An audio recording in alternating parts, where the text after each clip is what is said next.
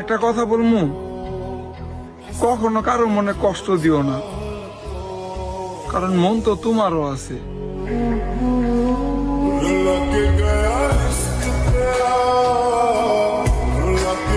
সুখের ভাগিদার সগাই হবার চায়, কিন্তু দুঃখের ভাগিদার কাউ হবার চায় না।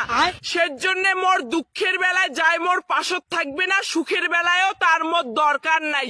Good bye, thank you so much.